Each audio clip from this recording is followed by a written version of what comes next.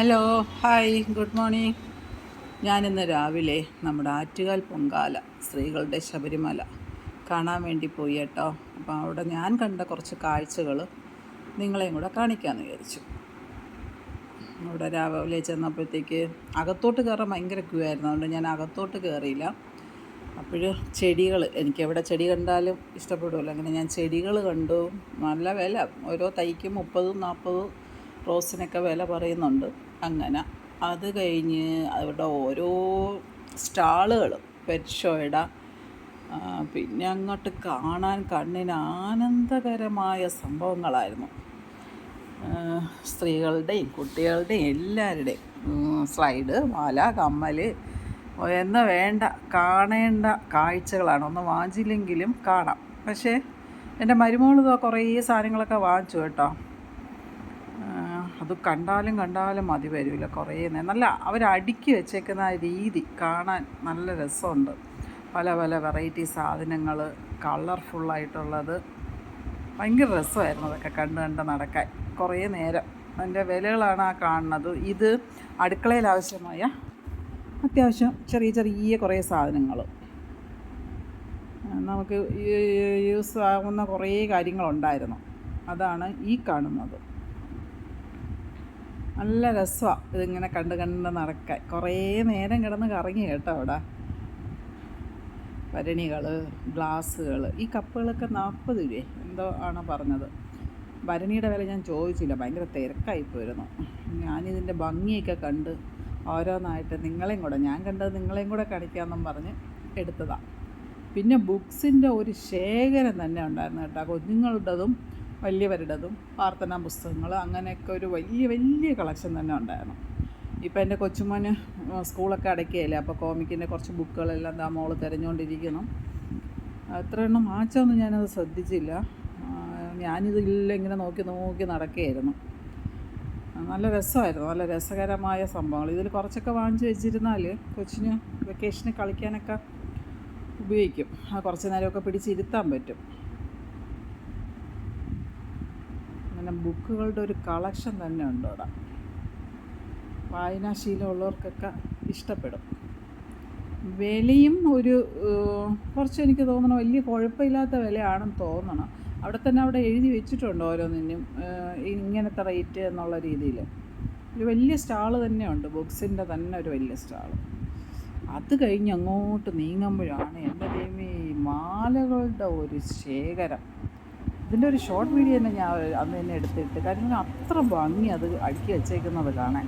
കാരണം അതിന് 50 രൂപയൊക്കെയാണ് വില. 50, അങ്ങനെ ആ ഒരു സൈഡ് ഇങ്ങനെ ഇട്ടിട്ട് എന്തോരം കളക്ഷനാണ്, എന്തെല്ലാം കളേഴ്സ്, എന്തൊരു ഭംഗി ഇങ്ങനെ അടുക്കി പറക്കിയൊക്കെ ഇട്ടേക്കണത് കാണുമ്പോൾ. എല്ലാവരും അതിൽ വീണ് പോകും കേട്ടോ, മയങ്ങി. അവിടെ എത്തുമ്പോൾ ആ കണ്ണിനെ അങ്ങ് പിടിച്ചെടുക്കുന്ന രീതിയിലാണ് അതിൻ്റെ അട്രാക്ഷൻ. അത് കാണേണ്ട ഒരു കാഴ്ച തന്നെയാണ്. പല വെറൈറ്റി, പല ഡിസൈൻ. ഇതൊക്കെ ഡാൻസിനൊക്കെ യൂസ് ചെയ്യുന്ന പോലത്തെ മാലകളാണ്. എന്തായാലും നല്ല കാഴ്ചയായിരുന്നു. അത് കഴിഞ്ഞ് കുഞ്ഞുങ്ങളുടെ ടോയ്സ് കുറേ ഉണ്ട്, നല്ല കളക്ഷൻ.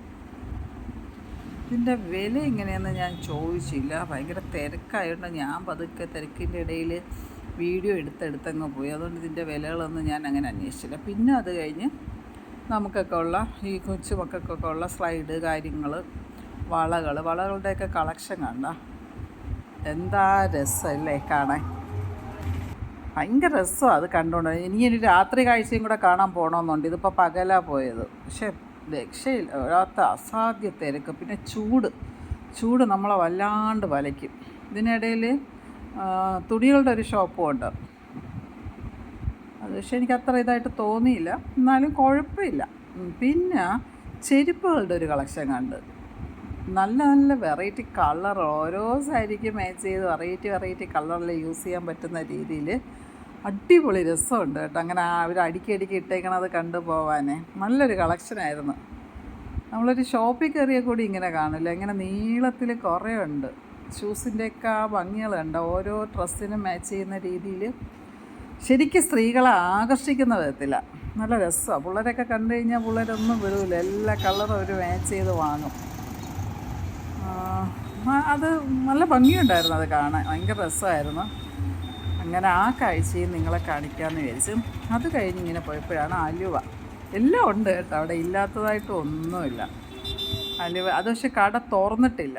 എന്നാലും ഞാനതിങ്ങനെ കുറച്ച് ഓരോരോ സ്നാക്സുകളും അവർ അടുക്കി വെച്ചേക്കുന്ന ഭംഗിയൊക്കെ കണ്ട് ഞാൻ ഒന്ന് എടുത്തതാണ്. അത് കഴിഞ്ഞ് അവിടെ നോക്കിയപ്പോൾ അമ്പ ഓഡിറ്റോറിയത്തിൽ ഇത് ഫ്രണ്ടിലെ തിരക്ക്, കയറാനും എടുക്കാനും എല്ലാം. ഞാനത് അതിൻ്റെ ഇടയിൽ കൂടെ എനിക്ക് കയറാൻ കുറേ ബുദ്ധിമുട്ടായിരുന്നു. ഭയങ്കര ഈ ചെരുപ്പ് ഊരിയിടുന്ന അവിടുത്തെ ഉള്ള തിരക്ക്, പിന്നെ ഓരോ സ്റ്റാളുകൾ. നാരങ്ങ വിളക്കില്ല, നാരങ്ങ കൊണ്ടിട്ടേക്കുന്നുണ്ട്. എത്ര ചാക്ക് നാരങ്ങ, അത് കാണേണ്ടതാണ്. എല്ലാവരുടെയും കാര്യസിദ്ധിക്കും ദോഷപരിഹാരത്തിനും ആറ്റേലമ്മയ്ക്ക് വിളക്ക് കത്തി, നാരങ്ങ വിളക്ക് കത്തിക്കുക എന്നുള്ളത് പ്രധാനമല്ലേ. ആ ഒരു ഭയങ്കര ഭംഗി തന്നെയായിരുന്നു. എല്ലാ വിളക്കും ഇങ്ങനെ കത്തി. ആ വഴിയിൽ ഒരു മാറ്റ് ഇട്ടിട്ടുണ്ട്, അതുകൊണ്ട് ആരും തെന്നി വീഴില്ല, എണ്ണയൊക്കെ വീണ്. ആ മാറ്റിൽ കൂടെ നമുക്ക് നടന്നങ്ങ് പോവാം. ആ നടയിൽ നിന്നിട്ട്, ഈ ഫ്രണ്ട് നടയിൽ നിന്നിട്ട് എനിക്ക് അമ്മയെ തൊഴാൻ പറ്റി കേട്ടോ. പിന്നെ തോറ്റം പാട്ടൊക്കെ പാടുന്നിടത്ത് പോയി നിന്ന് അവർക്ക് ദക്ഷിണയൊക്കെ വെച്ച് നല്ല തിരക്കായിരുന്നു, ഒരു രക്ഷയില്ലാത്ത വിധത്തിലായിരുന്നു. അതൊക്കെ കണ്ട് കുറച്ച് നേരം ഇരുന്ന് നല്ല സുഖമായിരുന്നു. പിന്നെ അവിടെ നിന്ന് നേരെ തിരിച്ചിറങ്ങി നോക്കിയപ്പോഴോ ഭയങ്കര ക്യൂ. എന്ത് നോക്കിയപ്പോൾ അന്നദാനത്തിനുള്ള ക്യൂ ആണ് ഈ കാണുന്നത്. അത് 2-3 വരിയായി ഈ വെയിലത്ത് അവർ നിൽക്കുന്നത്, ഒന്ന് സമ്മതിച്ചു കൊടുക്കണം. പിന്നെ എന്തോ പ്രോഗ്രാം ഇരിക്കുന്ന ഇങ്ങനെ ഒരുമിച്ച് യൂണിഫോം സാരി കണ്ടപ്പോൾ എനിക്കത് നല്ല കൗതുകരമായി തോന്നി. അങ്ങനെ അതും എടുത്ത് ദാഹശമിനി, അത് സായിബാബയുടെ ആൾക്കാരാണ് ദാഹശമിനി. ആ ക്യൂ കണ്ട ഇങ്ങനെ കയറി ഇറങ്ങി പോണ ക്യൂ എത്ര ഇതായെന്നറിയാമോ. ഇതിനിടയിൽ കൊച്ചു പിള്ളേരുണ്ട് കേട്ടോ. കൊച്ചു പിള്ളേരെന്ന് പറഞ്ഞാൽ ഒരു 18-20 വയസ്സായ പിള്ളേരെല്ലാം അവിടെ നിന്നുകൊണ്ട് ഈ തീയും ഇതൊക്കെ കണ്ട ഈ പിള്ളേർ വിൽക്കുന്നുണ്ട്. പക്ഷെ പലരും അത് ആ ക്യൂവിൽ നിൽക്കുന്നവരത് വാങ്ങിച്ചിട്ട് പോകണം. അവരെ എടുത്തപ്പോൾ അവർക്ക് നാണമാവുന്നു. പിന്നെ ഇപ്പോൾ ആറ്റേലമ്മയുടെ അവിടെ കെട്ടിയതാണ് ഈ ഒരു പ്ലാറ്റ്ഫോം കേട്ടോ. ഇത് കെട്ടി പൂർത്തിയായ ശേഷം ഞാനിപ്പോഴേ അങ്ങോട്ട് പോകുന്നത്. പിന്നെ അമ്മയുടെ തന്നെ ഭക്തിയുടെ നമ്മുടെ നാമം ചൊല്ലേണ്ട ബുക്കുകൾ, പിന്നെ സത്യസായി ബാബയുടെ സത്യസായിയുടെ അല്ല, രവിശങ്കർ അതാണെന്ന് തോന്നണം, അവരുടെ ഒരു ഭജന പിള്ളേർ നല്ല രസമായിരുന്നു അത് കേട്ടോണ്ടിരിക്കാൻ. കുറച്ച് നേരം അവിടെ കഴിഞ്ഞ് കിടക്കുന്ന കാറും ബഹളമൊക്കെ ഒന്ന് നിങ്ങളെ കാണിച്ചു തരാമെന്ന് വിചാരിച്ചു. പിന്നെ ഓരോ സെക്ഷനും